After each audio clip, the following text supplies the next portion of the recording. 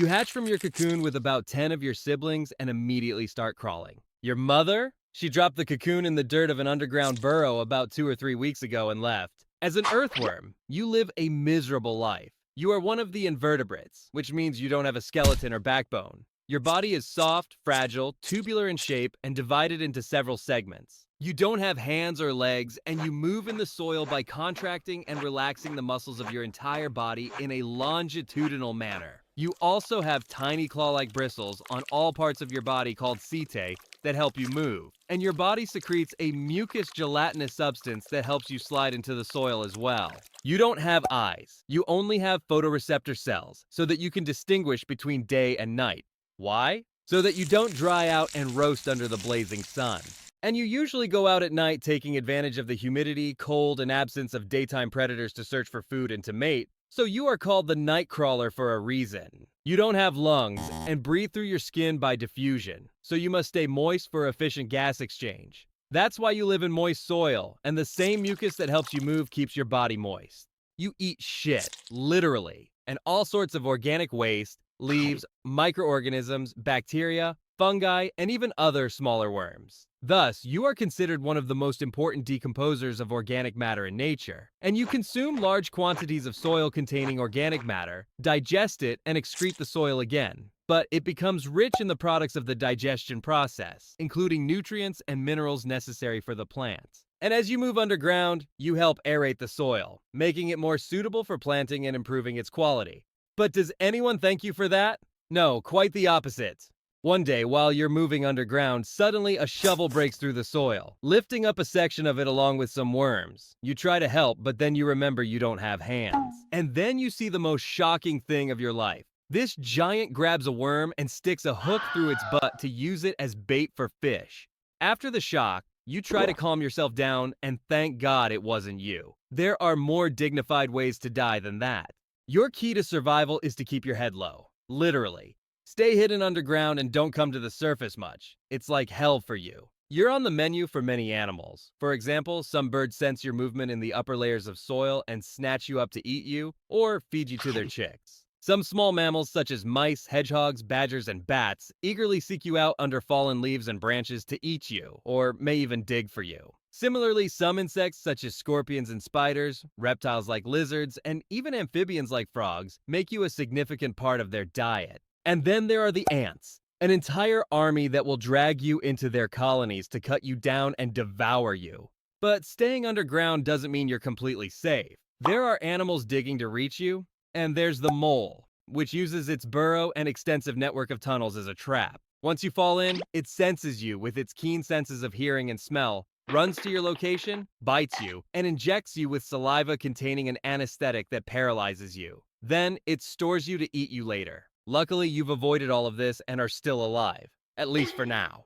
Over time and within less than 2 months, you will reach sexual maturity. A sign of this is the growth of the clitellum, a pale or pinkish saddle-like ring that develops and surrounds the worm at maturity, appearing on the anterior half of the worm near the mouth. As an earthworm, you are hermaphroditic, meaning you possess both male and female reproductive organs. However, you still need a partner to mate and reproduce. But this is good for you. It makes things easier and increases your chances of mating, as any other adult earthworm will do.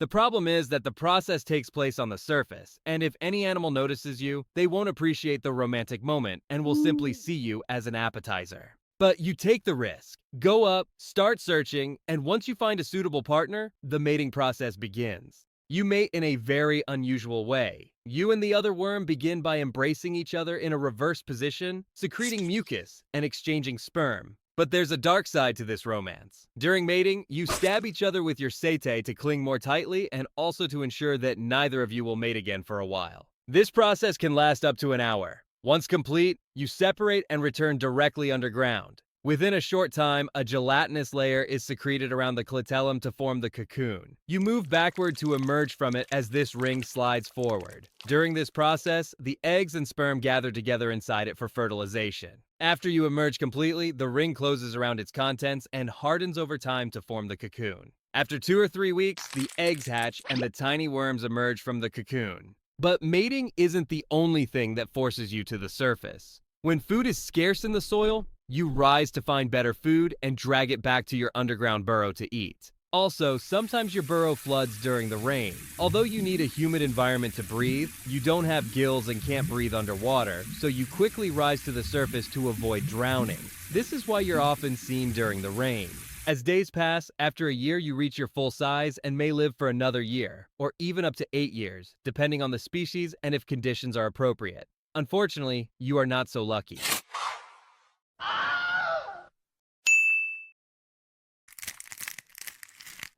This is you. It seems that you are not alone, but let's start from the beginning. This female mosquito searches for a suitable place to lay its eggs. It could be a pond of stagnant water, a swamp, or even a water tank or an old swimming pool. What is important is that there is water in it. Some types of mosquitoes lay eggs scattered one by one, and some other types lay a group of eggs and stick them together in the form of a raft consisting of 50 to 300 eggs at a time, depending on the type. The eggs hatch quickly in most species, after about 2 to 3 days, and here you are, a newly hatched mosquito larva. The first thing you need to do is to remember that you are not a fish. You need to breathe air. So you quickly return to the surface of the water to breathe, but you do not breathe through your mouth, but through your butt. Not exactly, but there is a tube extending from your back door called a siphon, which you take out from the surface of the water in order to breathe. When you are threatened, you close it and quickly dive down by a wriggling motion and flap your entire body in an S shape. So you are called wriggler. You also dive to get food. You feed on algae, microorganisms, aquatic plants, and organic debris found in the water. But you better be careful, because you yourself are food for small fish, frog tadpoles, and even dragonfly larvae and larger mosquitoes larvae, such as the elephant mosquito. You continue in this state, breathing, eating, and avoiding being eaten for a period ranging from 7 to 10 days, during which you go through 4 molts, and each time your size increases slightly until the 4th molt occurs, and then you officially enter the pupal stage. At this stage, you are not feeding, but you stay most of the time near the surface of the water, breathing air through a pair of respiratory trumpets that emerge from your upper body. You are very sensitive to any movement around you, and if disturbed, you swim down by flipping your body with jiggly acrobatic movements. And this is what earned you the name tumbler. After 2 to 3 days or more, depending on the species, you emerge from the pupa and finally become an adult female mosquito, and emerge on the surface of the water in a scene as if from a movie. You stay on the surface for a while until your body and wings dry, and you are ready to fly. You have a very short lifespan, ranging from a week to a month, and as a result, the first thing on your priority list is reproduction. In some types of mosquitoes, the males wait for the females at the surface of the water and mate immediately after the pupae turn into adults, even before they can fly. As for you, after your wings dried, you began to fly and search for a partner to mate using the pheromones that both males and females spread alike. After the process is completed, you begin to search for your first meal. Contrary to what is common, there are more than 3,000 known species of mosquitoes, only 200 of which feed on blood. And of these 200 species, only females feed on it, which they need to obtain the protein necessary to form eggs. They don't do this for fun or to annoy humans, but they are forced to do so for the survival of the species. In addition, most species and all males feed on nectar, honeydew, and plant juices, and are considered plant pollinators, like bees. Hey, how dare you compare this bastard to me? There are species that feed on blood that do not necessarily feed on human blood. Some of them feed on the bodily fluids of other insect larvae and earthworms, and some of them feed exclusively on the blood of animals other than humans. Also, there are small species that parasitize on relatively large mosquitoes and suck from them the blood that they have absorbed from other animals. Go away, you dirty, annoying mosquito! Of course, I'm not saying that you should love mosquitoes. That's not possible because in addition to the inconvenience they cause you, mosquitoes transmit serious diseases such as malaria, dengue fever, Zika virus, elephantiasis, and others, which kill about 700,000 people annually. And this number far exceeds the number of humans who die as a result of other humans. And believe me, we are very good at killing each other. But back to you. You found a cow full of delicious blood. You go straight to it. But suddenly, a hungry dragonfly attacks you. You try to escape as quickly as possible, and he chases you. Fortunately for you, a praying mantis caught it. But unfortunately, this bird notices you and starts chasing you. You manage to escape from him, avoiding this spider, this lizard, and this frog as well. Is there anyone not trying to kill me? Come on! You notice this house and go to it to hide from the rain. Wow, this giant's blood looks delicious. As a mosquito, you use your olfactory system via odor receptors on your antennae and head to locate a host. You can smell the carbon dioxide that comes out during breathing, as well as the smell of sweat and skin oils from a distance ranging from 35 to 170 feet. When you approach a distance of 15 to 50 feet, you use your large, compound eyes to determine the host location more accurately. It's not your best feature, but it does the trick. When you reach a distance of 4 feet or less, you feel the host's body heat. Then you have arrived.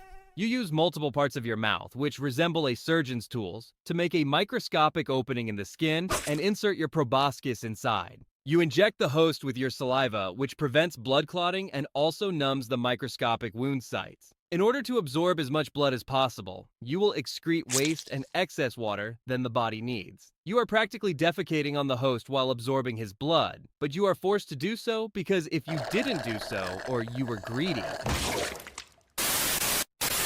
Fortunately for you, this did not happen, and you started sucking the blood. Huh?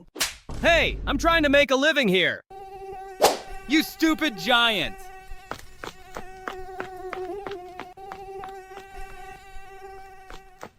Wait, I'm a male! I didn't do anything! You have antennae that enable you to sense any change in airflow, and you also have wings that beat at a tremendous speed of up to 600 times per second. This allows you to maneuver and escape quickly. But from here begins a series of confrontations between you and this human that has no limits. For example, one time he brought in Bug Zapper. How ridiculous, I won't be drawn to that. Wow. Hey, stop! I think it works sometimes. And he chases you one time with a fly swatter and another time with an insecticide. But eventually you are able to suck enough blood to begin producing and laying eggs. You lay eggs in batches of 50 to 300 eggs at a time, depending on the species, and you devote the rest of your life to one goal only, which is laying eggs. You may produce about 3,000 eggs during your life, which may last only 1 month, or maybe less. You begin your life as an egg immersed in a freshwater pond. You don't remain in this stage for long, and within 1 to 5 weeks you will hatch and emerge to become a dragonfly nymph. Your survival at this stage of your life depends mainly on your butt. Yes, you heard me correctly. Your butt is the secret to your survival, and you will understand that now. First, you are a completely aquatic creature at this stage, and you breathe underwater not through your mouth, but through your butt. You have gills located inside your rectum, and your abdominal muscles work to bring water in and out in a manner similar to inhalation and exhalation. You are considered exclusively carnivorous, and you devour anything you can catch. From mosquito larvae, tiny crustaceans, other aquatic insects, frog tadpoles, small fish, and even other dragonfly nymphs. But how do you hunt? This is where your butt comes into play again. You have a hinged labium in the form of a serrated lower jaw, which is folded like an elbow and attached below the head. It extends and moves at lightning speed to capture prey and attract it to your mouth in order to devour it. Actually, we have a real video of that, check it out. I don't know if you're thinking what I'm thinking, but doesn't this remind us of the creature from the famous movie series Alien? This weapon is operated hydraulically through water pressure. And where do you get this pressure? Yes, through your abs and butt. Sorry, I didn't mean to be insulting. While searching for food, you have to be careful, as fish and some other aquatic organisms larger than you will love to turn you into a snack. But you have a strange trick to escape, and here comes another important role for your butt. You have a 3-valve at the end of your abdomen that enables you to retain water inside you. I know that we are now looking at the butt of a dragonfly nymph, but get over it. And by applying appropriate pressure from your abdominal muscles and releasing it suddenly, you escape easily. You use this trick to escape predators, navigate through the water, and chase prey.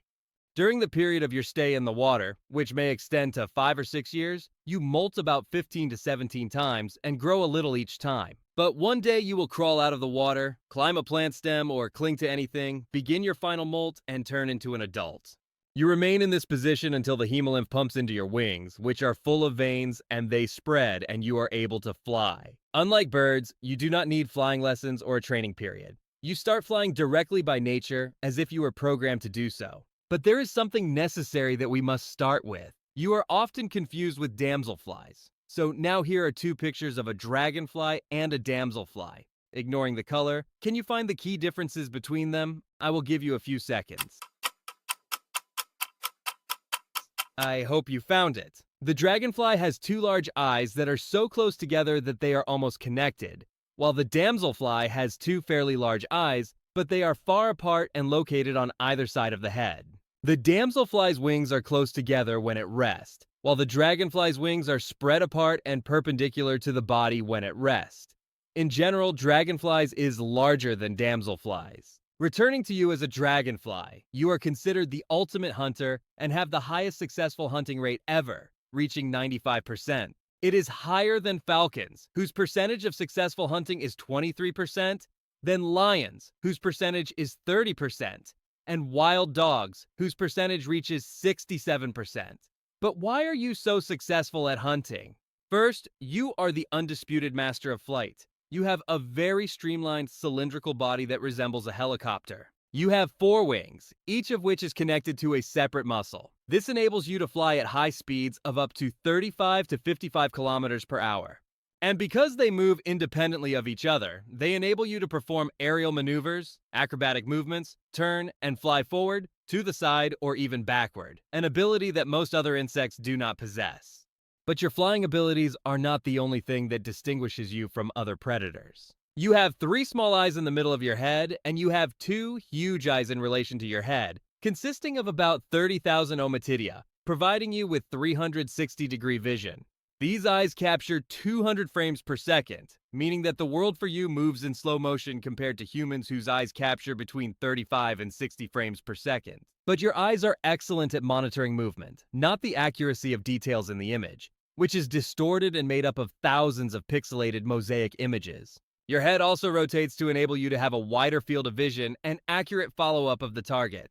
But your abilities do not stop here. You possess one of the most complex abilities that an insect can ever possess. You do not often hunt by chasing prey, although this happens sometimes, but you anticipate its location and interrupt its path of movement. You also have 3 pairs of spiny legs that end in fine claws that enable you to grab prey and pull it into your mouth. You hunt many types of prey, such as mosquitoes, of which you may eat 100 per day, and flies, moths, and butterflies sometimes, and even smaller dragonflies and damselflies. You eat about half your weight in a day. This is like an average-sized person eating a whole goat. But these abilities in hunting and flying do not mean that you are safe. You yourself are prey for some types of birds, or you may fall into a spider's web that you do not see while flying. Or a hidden mantis might catch you, or a frog or a lizard might catch you, so you have to be careful. You usually live near ponds and wet places and are considered very territorial and fiercely defend your place against any other dragonfly, chasing it and even killing it. These habitats are your home, your hunting place, the mating gift you give to the female, and they provide places to lay eggs. Speaking of mating, as a male, you release pheromones that attract females, and when one of them arrives, you mate in a very strange way. First, you have a penis in the second part of your abdomen, while the glands that secrete sperm are located in the 9th part of your abdomen. So you twist your body in order to deliver the sperm to your penis. You have a clamp at the end of your body through which you hold the back of the female's head during mating. She bends her abdomen to meet her female reproductive organ with your male organ. This strange position is called the heart or wheel. When mating is over, the male remains close and guards the female while she lays eggs, or he may even remain holding her during that time to ensure that he passes on his genes and his offspring, and that no other male comes and mates with her. The female lays hundreds of eggs in batches in the water, and some species may lay eggs in mud, and other species have a pointed organ for laying eggs, which she inserts into plant stems or driftwood and places the eggs inside. The male may assist in the process of laying eggs in some species by holding the female, flying with her, and helping her lay the eggs. After mating and laying eggs are completed, your life cycle and your mission will have ended and you will be completely exhausted. You will not live long, about 2 weeks to 8 weeks at the latest, and you will complete your role in nature by being food for fish. Imagine that you wake up one day to find yourself born as an ant.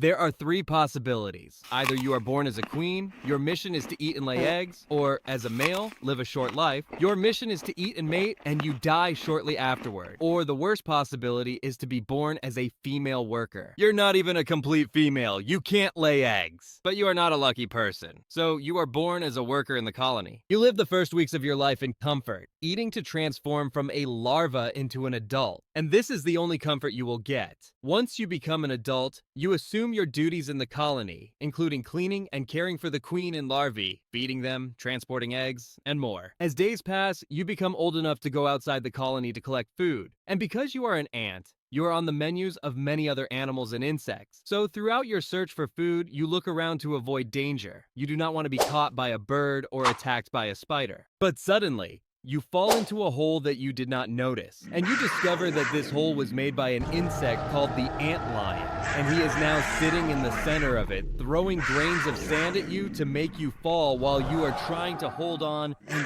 struggle to get out of the hole by all means. Lots of drama and horror that doesn't matter to anyone but you. In the end, you get tired of trying, give up, and fall to be eaten by the antlion. And when he finishes with you, he throws your skeleton out of the hole. But if you don't fall into the hole in the first place, you will continue your dangerous journey in search of food. But it is possible that on your trip, you will meet another unfriendly insect called the assassin bug. This insect will inject you with enzymes that dissolves your internal organs so that it can absorb it like juice. But this is not the only benefit from you. It takes your skeleton and pastes it on its back to make it appear larger and avoid attacks by other insects.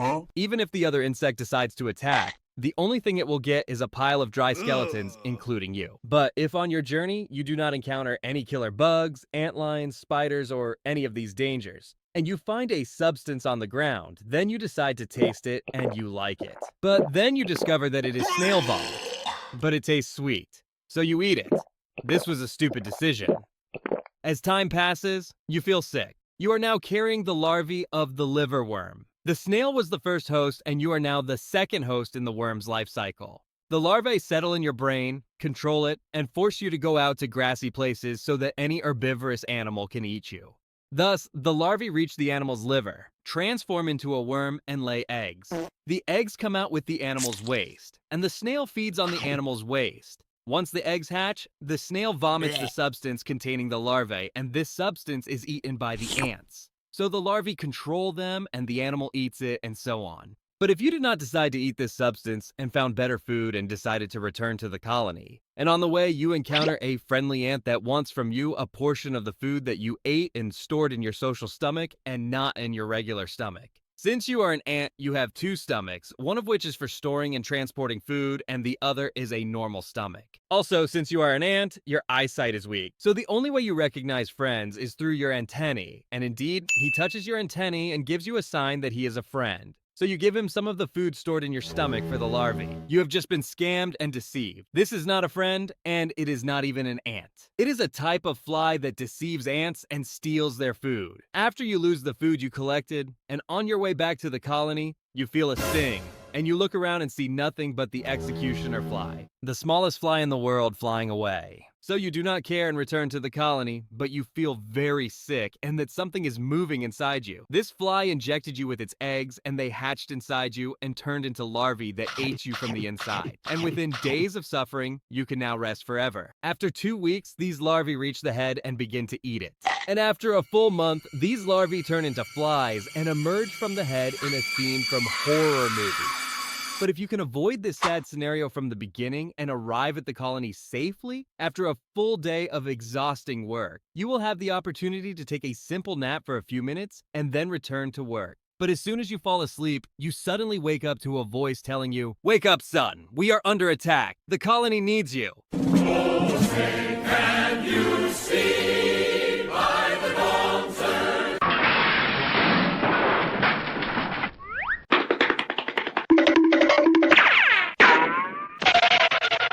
Go back and fight, you coward! You do not find any way to avoid combat. So you enter a battle with the enemy with a high probability of death. And if you die, you will not receive honors, burial ceremonies, or a military funeral.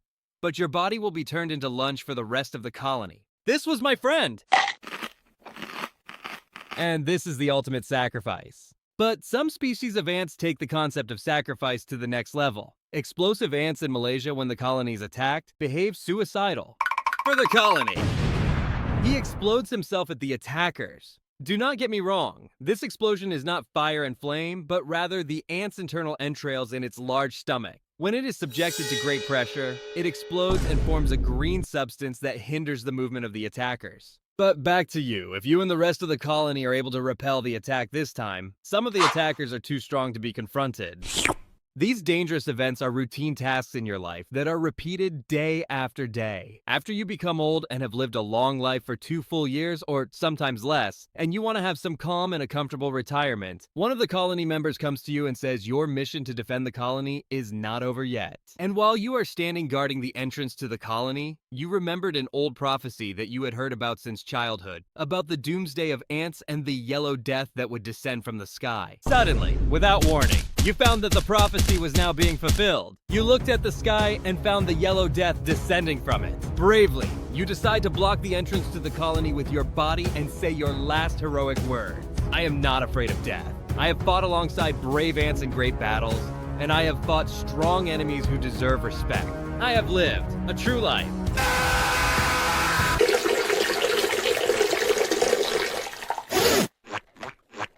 What an epic end.